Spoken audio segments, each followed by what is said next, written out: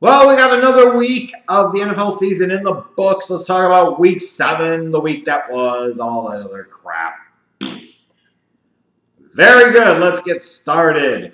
On Thursday night, before the game, Von Miller piped off at the mouth, frankly, and talked about how they were going to kick the Cardinals' ass. Well, if you're going to say something about it, you might as well do it. They beat the shit out of the Cardinals 45-10, except Mike McCoy's sorry ass packing. There you go. Yeah. And beat that ass. I said, sorry, Josh Rosen, but your team sucks. I'm going to suck the life force out of you. Hip, hip, cheerio, and all that jazz. The Chargers found a way to hold off the Titans in London, the gambling Titans at that. I know a lot of people don't agree with the decision to go for 2 and a chance to win the game. I do, especially when the last time Mike Vrabel showed some faith in his team, they rewarded him and they beat the Philadelphia Eagles. You're in that spot. You had dominated most of the game. You never know what could happen in overtime. Go for the win. Go for the win. It was the right decision. The play call, the execution might not have been good, but the decision itself was very sound. Captain Luck marches back onto the battlefield of victory. They destroyed the Bills, the Colts did 37-5. The Colts deserved an easy win after a lot of close games and a lot of close losses this year. The Houston Texans are starting to catch fire a little bit, if you want to call it that, winning their 4th game in a row, and the Jaguars fell flat on their face again. They lose to the Texans 20-7, and now there's all types of problems in Jacksonville. What's going on with Leonard Fournette? You trade for Carlos Hyde. Blake Bortles is so bad he gets benched for Cody Kessler, and no, I'm not making that up. The Patriots got 2 special teams touchdowns. The Bears blew a golden opportunity, and they lost to the Patriots at home 38-31. Kerryon Johnson carried the Detroit Lions to a 32-21 victory over the Dolphins. When Kerryon gets carries, when Kerryon gets yards, the Lions win. And when he doesn't, they don't. And it's really that simple, isn't it? It really is. You got another 100-yard receiving game from Adam Thielen, and the Minnesota Vikings rolled over the New York Jets on the road 37-17. Baker and his Browns tried as they might, but they couldn't get it done. The Buccaneers beat him in overtime 26-23. Of all the damn ways to lose a game for the Baltimore Ravens, there are certainties for the Ravens and that organization. Death, taxes, Ray Lewis probably killing 2 people, and Justin Tucker never ever misses an extra point. But on Sunday, after the Ravens rally late, score a touchdown, all Justin Tucker has to do is kick an extra point. The game goes to overtime, and he missed it. Like, this literally never, ever happens. I don't even know how to react. Justin Tucker missed an extra point, and the Saints go to 5-1, winning a very nice road win, 24-23. The Cowboys came back late.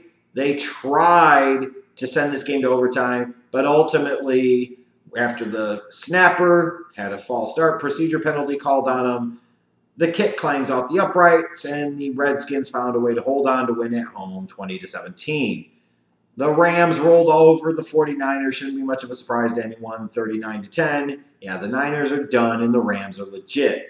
Patrick Mahomes shined once again in a primetime spotlight on Sunday night, throwing for 4 touchdown passes, and the Chiefs absolutely rolled over the Cincinnati Bengals 45-10. And on the Monday night game, the Atlanta Falcons managed to hold on to win 23-20.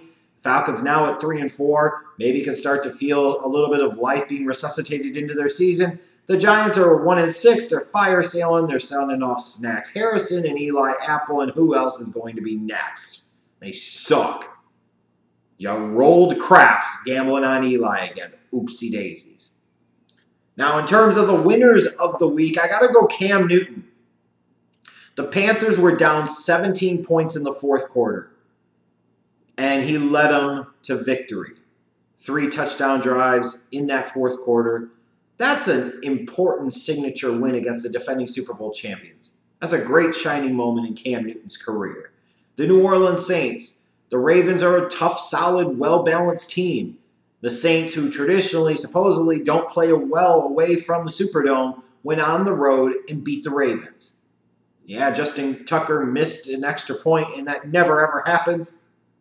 But the Saints still put themselves in a position, the Saints did, to win that game, and they did. And then I got to look at the Kansas City Chiefs for a team where you had some people wondering what's it going to look like with Patrick Mahomes. Maybe it'll be a 500 team. Maybe it'll be slightly better than 500. And you're looking more towards 2019. The Chiefs are 6-1, and they just rolled a solid Bengals team. They rolled them on Sunday night. 1 week after barely losing to the New England Patriots.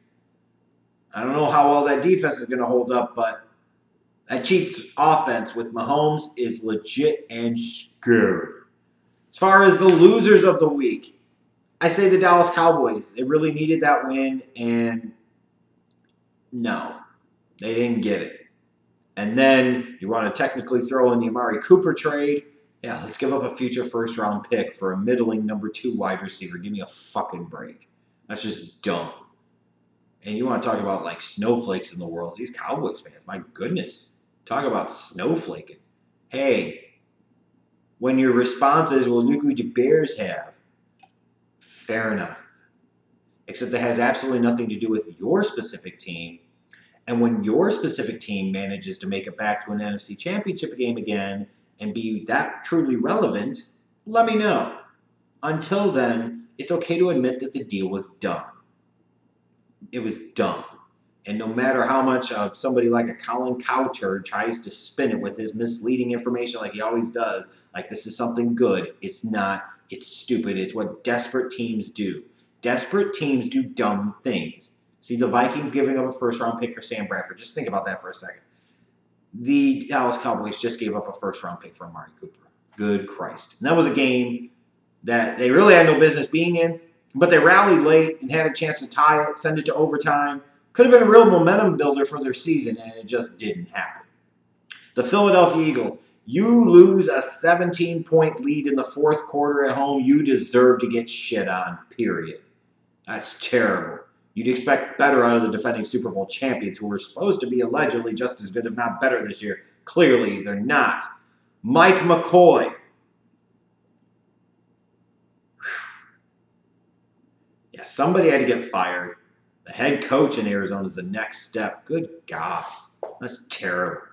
And then, of course, Blake Bortles. You got all these people talking about Blake Bortles facts and trying to say he's not that bad. What you got to say for yourself now? The dude got benched for Cody freaking Kessler, who of all teams, the Cleveland Browns couldn't wait to send his ass packing and had to feel fortunate they got anything for him in terms of compensation in return. The Jaguars are supposed to be a fucking Super Bowl contender. And after that Patriots game where Bortles admittedly looked really nice, he has been doo-doo. He's been Blake Bortles. And the fact that he is what he is, and now he's in his 5th year in the league, how much better do you expect this guy to really get? How much more do you think he's really going to improve? And how far do you really think the Jacksonville Jaguars can get with Blake Bortles as their starting quarterback? Tell you what they're getting right now, 3-4. That's what they got. And they got a matchup against the Eagles next week, and that should be a lot of fun. My 2-minute thrill for the week is very simple. How much longer is it going to take before we start referring to Adam Thielen as an elite wide receiver in the league? I'm just wondering. You talk about this dude setting records. 7 straight games to kick off the season with 100-plus yards receiving. This dude's had a couple of productive seasons. He is his team's #1 wide receiver. And it's such a good story, too. A lower-level college program, doesn't get drafted. You know, he's the NFL equivalent of a walk-on. He gets into camp with Minnesota. He makes the team. He's busted his ass. And a few years later, he's a Pro Bowler. He's damn near an all-pro. At what point in time do we start referring to this guy as an elite wide receiver? It's not just because he gets a lot of opportunities. It's not just because of the system. He's an outstanding route runner with great hands. He's just really fucking good. And if we're being honest here at this moment, you might take a few wide receivers over him. How many wide receivers would you really, truly take over Adam Thielen?